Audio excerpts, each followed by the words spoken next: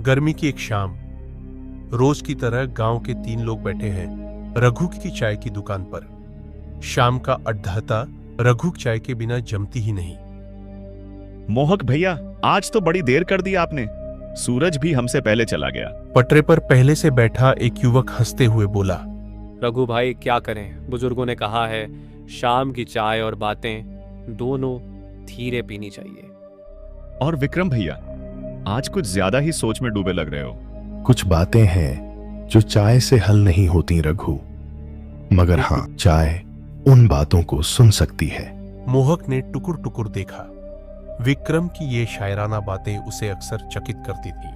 भैया, ये जो आप बोलते हो, क्या आप रात को सपना देख कर आते हो? नहीं, मैं सपनों में जाकर बातें सुनता हूं, फिर लौटकर उन्हें चाय में मिलाकर पी लेता हूं। इसी तरह बातों की महफिल सज रही थी।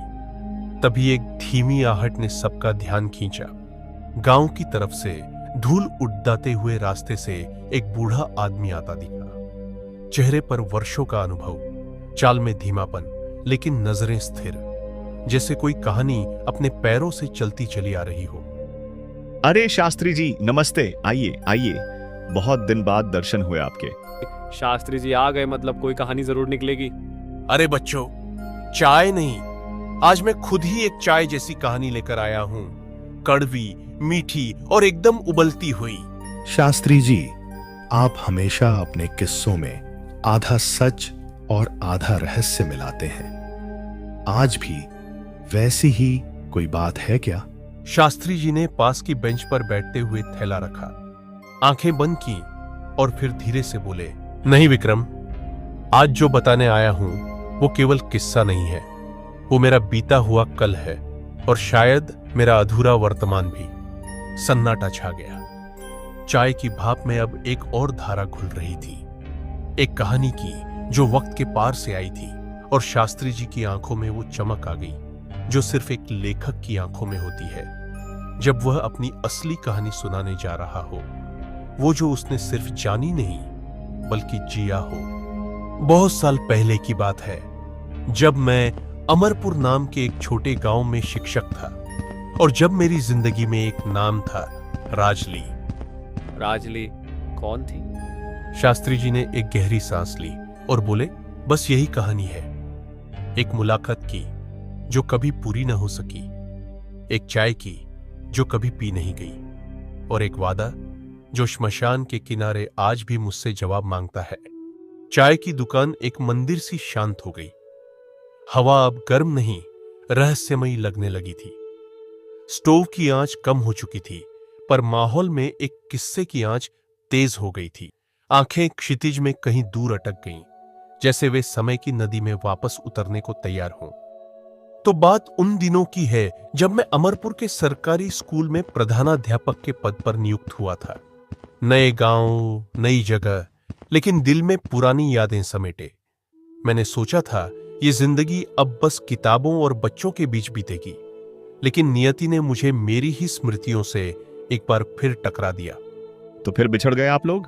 हाँ, जैसे हर गांव में एक चुनाव आता है जिसने न केवल नेताओं को बल्कि रिश्तों को भी बांट दिया। राजली का परिवार किसी दूसरे विचारधारा का था और हमारे परिवार ने भी उसे स्वीकार करना बंद कर दिया। वो अचानक से दूसरे गांव चली गई, शिवनगर।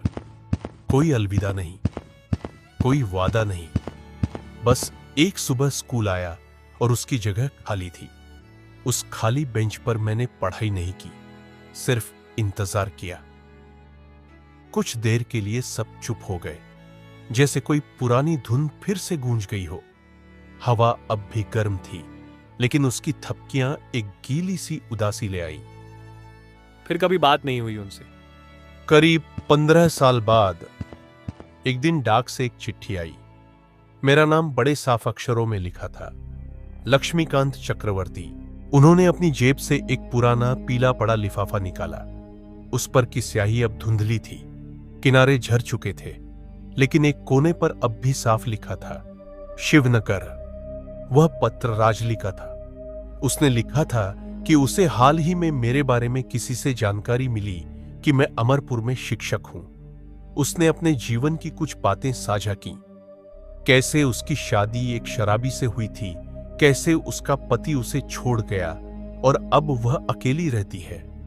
पर उसने ये नहीं लिखा कि वो मुझसे क्या चाहती थी, सिर्फ ये कि अगर कभी शिवनगर आओ तो मेरे घर की चौखट से लौटना मत। आप गए?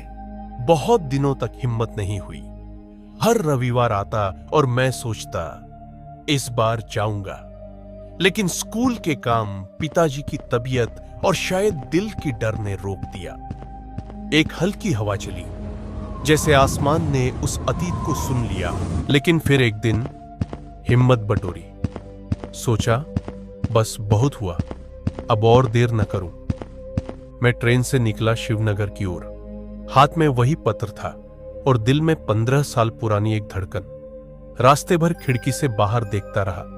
पेड़, खेत, नहरें, सब जैसे उस बीते समय के साथी थे। ट्रेन से उतरकर सीधे घर गए क्या?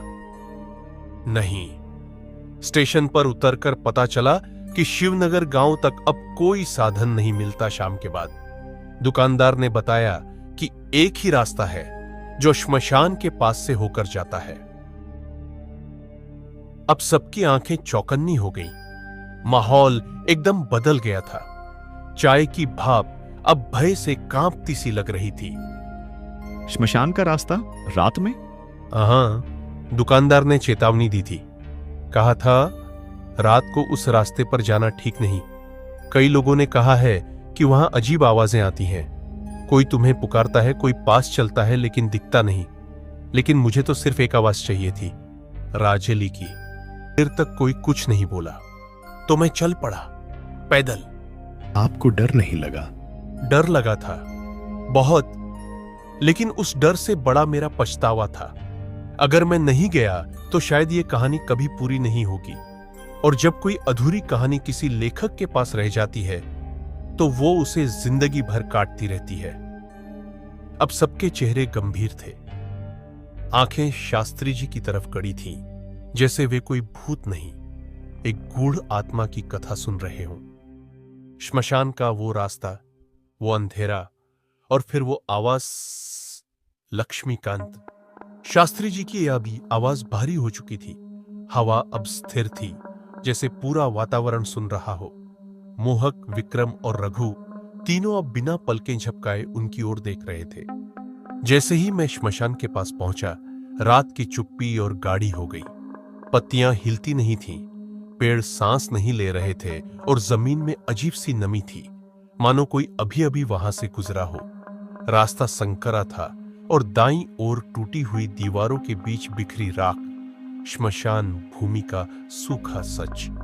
वहां कोई दिखा? दिखा नहीं, लेकिन महसूस जरूर हुआ।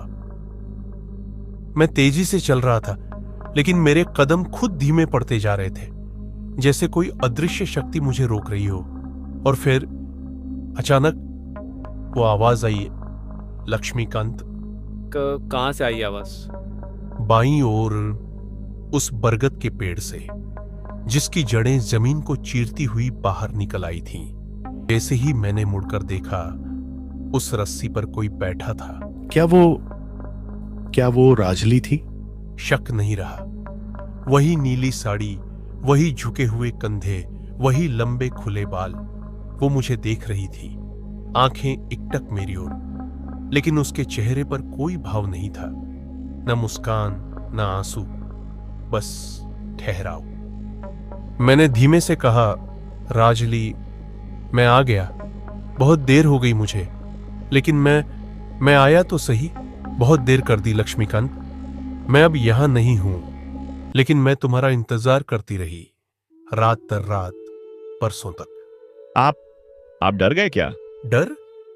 हां, शरीर कांप रहा था, लेकिन दिल, वो किसी और ही भावना से भरा था, जैसे उस मुलाकात का सालों से इंतजार कर रहा हो। और जब मेरी नजर वापस राजली पर गई, वो वही नहीं थी। क्या वो हवा में घुल गई? नहीं, वो अब मेरे बिल्कुल पास खड़ी थी। इतनी पास कि उसकी सांसें मेरी गर्दन पर महसूस हो रही थीं, लेकिन ठंडी, बहुत ठंडी। चलो लक्ष्मीकांत, बहुत रुक गए तुम, अब देर मत करो। शास्त्री जी ने गहरी सांस ली, मानो किसी कठिन स्मृति में प्रवेश कर रहे हों।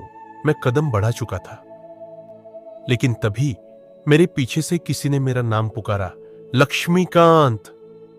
ये कोई दूसरी आवाज थी, जिंदा, पहचान की, इंसानी।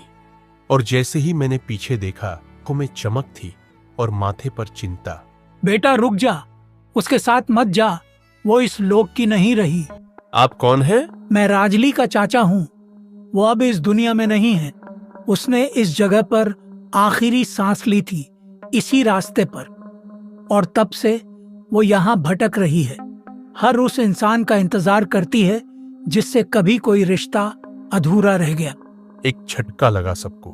क्या वो पहले ही मर चुकी थी? हाँ, अगले दिन मुझे पता चला कि राजली की मौत एक सड़क हादसे में हो गई थी 2 साल पहले। और जिस रात मैं वहां पहुंचा, वही रात थी जब उसकी बरसी थी। अब हवा बिल्कुल स्थिर थी। रघु का स्टोव भी अब बिना आवाज के जल रहा था, और वो बरगद का पेड़ जैसे यहां भी आकर खड़ा हो गया था। मैंने उस चाचा जी को धन्यवाद दिया। उन्होंने मुझे वहां से वापस जाने को कहा, और जब मैं मुड़ा तो वो बरगद, वो झूला, वो आवाजें सब गायब हो चुके थे।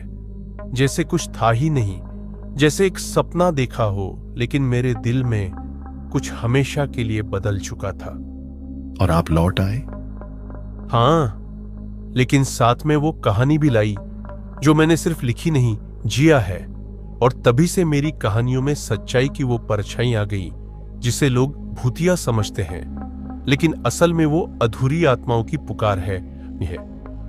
शास्त्री जी की बात पूरी होते होते पूरा चबूतरा जैसे किसी अलक्षित दायरे में आ गया था।